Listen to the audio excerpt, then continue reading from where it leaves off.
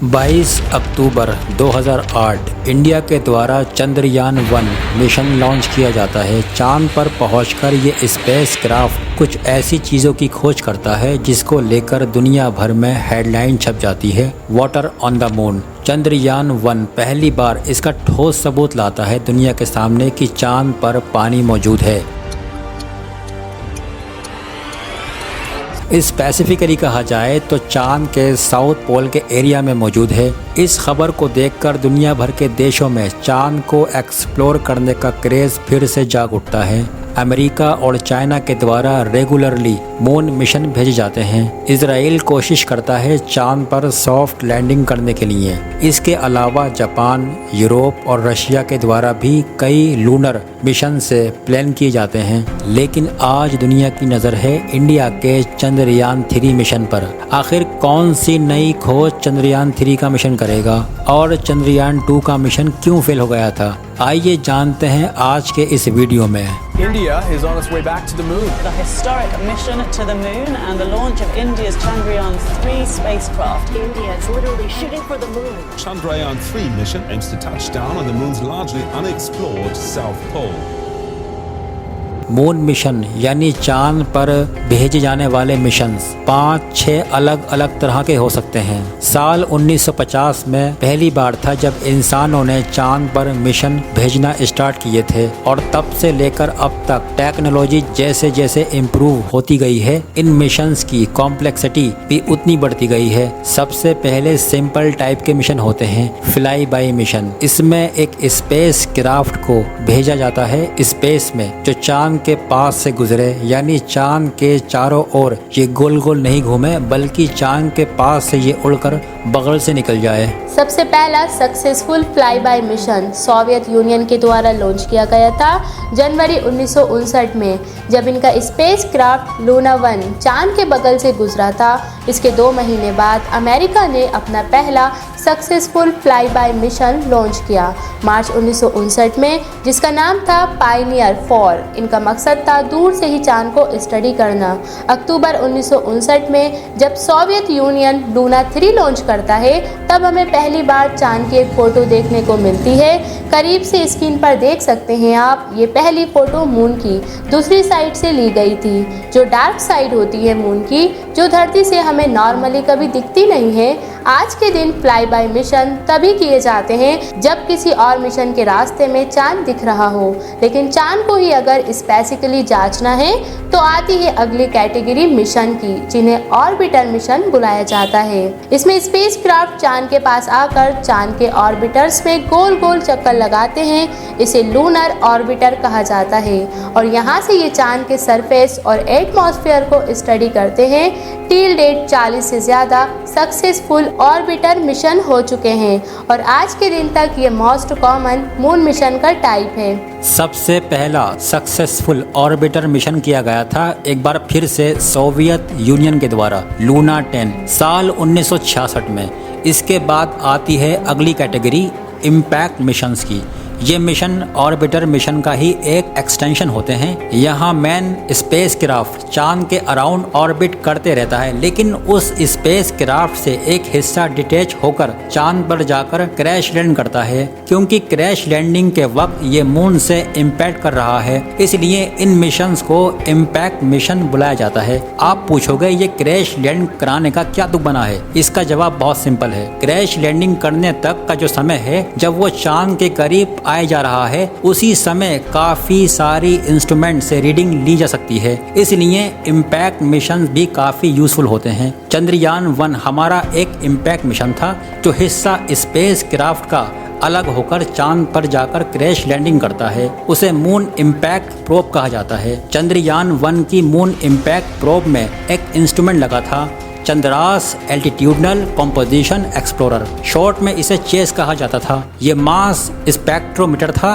जो हर 4 सेकंड में रीडिंग लेता रहता था। जैसे जैसे ये चांद के करीब आ रहा था क्रैश लैंड करने के लिए, और इसी इंस्ट्रूमेंट की हेल्प से हमें पता चला कि चांद की एटमॉस्फेयर में पानी मौजूद है। ये मून इम्पैक्ट प्रोब क्रैश करता है।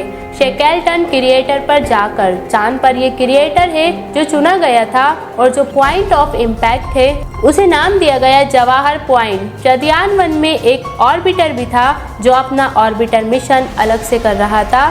जाहिर तौर से ऑर्बिटर के बिना मून इम्पैक्ट प्रोब लॉन्च भी नहीं किया जा सकता। इस ऑर्बिटर में नासा का एक इंस्ट्रूमेंट लगा हुआ था, मून मिनरोलॉजी मैपर M3। जब मून इम्पैक्ट प्रोब जाकर क्रैश लैंड किया चांद पर, तो चांद पर मौजूद कुछ मिट्टी हवा में उड़ी। उस मिट्टी को, उस लूनार सोयल को एनालाइज किया उस इंस्ट्रूमेंट, और इसी एनालिसिस के बाद कंफर्म हुआ कि चांद की मिट्टी में भी पानी मौजूद है।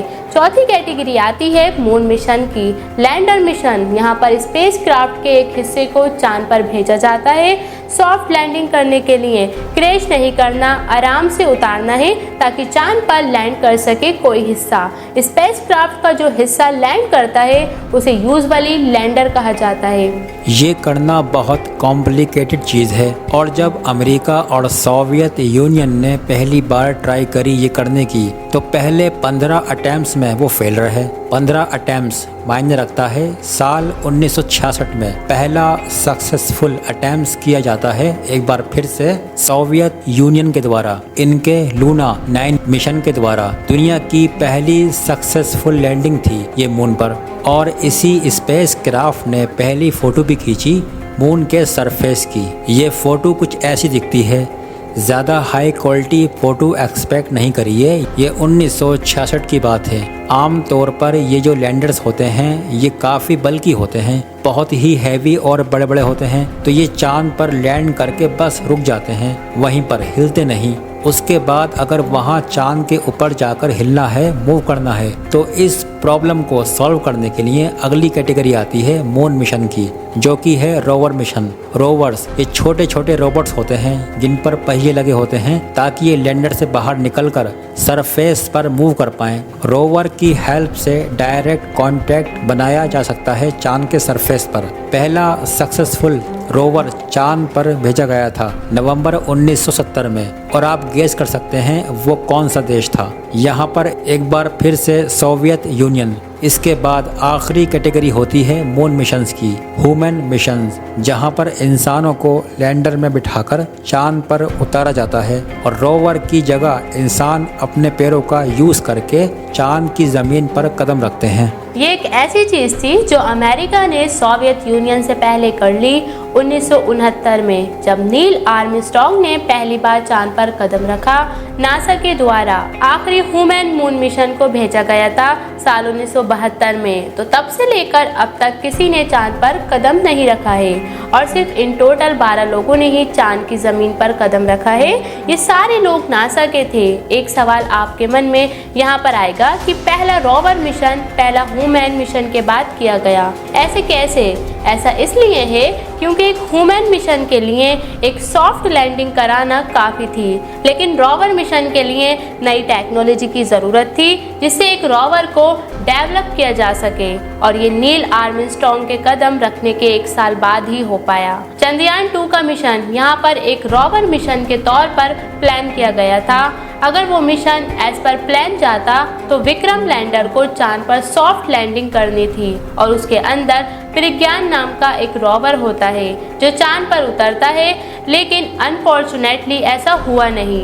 लेकिन 6 सितंबर 2019 चंद्रयान-2 का विक्रम लैंडर जब उतर रहा था, सॉफ्ट लैंडिंग की तैयारी कर रहा था, वो अचानक से जाकर क्रैश लैंड कर जाता है। नवंबर 2019 में निकली फेलियर कमेटी रिपोर्ट के मुताबिक ये एक्सीडेंट एक सॉफ्टवेयर ग्लिच की वजह से हुआ था, लेकिन इसरो ने कभी इस रिपोर्ट को पब्लिक नहीं किया, और इस चीज़ को लेकर इसरो को काफ़ी क्रिटिसाइज भी किया गया था, क्योंकि उस पॉइंट ऑफ टाइम तक इसरो बहुत ही हाईली ट्रांसपेरेंट रहा था, सब चीज़ें पब्लिक को रिवील करता था। कब क्या सक्सेसफुल हुआ कब क्या नहीं हुआ, क्यों नहीं हुआ। कई महीनों तक इसरो ने यह भी क्लेम किया था कि जो लैंडर है वो इंटैक्ट है, टूटा नहीं है, बस मून पर टिल्ट होकर गिरा हुआ है। लेकिन फाइनली जब प्रेशर बढ़ा तो 1 जनवरी 2020 में जाकर इसरो के चीफ ने आकर एडमिट किया कि लैंडर एक्चुअली में क्रैश करके चकनाचूर हो चुका था। इसरो के मिशन कंट्रोल सेंटर पर स्क्रीन से दिखाया कि विक्रम लैंडर जब उतर रहा था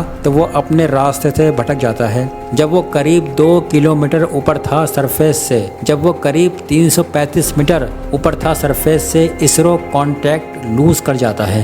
प्लान के अकॉर्डिंग 400 मीटर ऊपर पहुंचने तक विक्रम को अपनी ऑलमोस्ट सारी वेलोसिटी खो देनी थी, लेकिन 1 किलोमीटर की हाइट तक भी विक्रम की vertical velocity 212 kilometre per hour थी और horizontal velocity 173 kilometre per hour थी।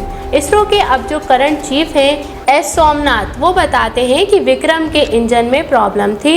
असल में टोटल में 5 इंजन में से एक थ्रस्ट में थोड़ा ज़्यादा था, जिसकी वजह से विक्रम अनस्टेबल हो गया। असल में विक्रम को एक्चुअली फोटोज लेकर डिसाइड करना था कि एक्चुअली लैंडिंग स्पॉट क्या होगा, लेकिन फोटोज लेने के लिए कभी वो स्टेबल हो ही नहीं पाया। जब उसने अपनी डायरेक्शन करेक्ट करने की कोशिश करी तो थ्रस्टर्स के मिस अलाइनमेंट की वजह से वो तेज तेज घूमने लग गया और यहाँ विक्रम के सॉफ्टवेयर में भी एक लिमिट लगाई गई थी कि वो कितना तेज घूम सकता है। ये तो सारी प्रॉब्लम्स एक्यूमुलेटेड हुई और इसी वजह से अल्टीमेटली जाकर विक्रम क्रैश लैंड कर गया। अब हम अभी इतना ही जानते हैं, जब चंद्रयान 3 की बात करी जाए तो उसे लॉन्च किया गया है उसी ऑब्जेक्टिव को पूरा करने के लिए, जो ऑब्जेक्टिव चंद्रयान 2 नहीं कर पाया पूरा। कुछ गलती होने की गुंजाइश कम रखने के लिए काफ़ी सारी मॉडिफिकेशन करी गई हैं। पहले तो जो लैंडिंग एरिया है उसे और बड़ा कर दिया गया है,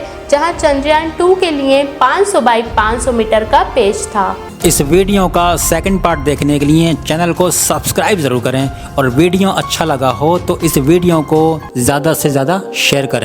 प्लीज़ हमारे चैनल को सब्सक्राइब करिए। अगर आपको हमारी ये इन्फॉर्मेशन पसंद आई हो तो वीडियो को लाइक, शेयर एंड सब्सक्राइब करना ना भूलें। और ऐसे ही ज़बरदस्त इंटरेस्टिंग नॉलेज के लिए बने रहिए हमारे YouTube channel AK knowledge year पर। तब तक के लिए टेक केयर।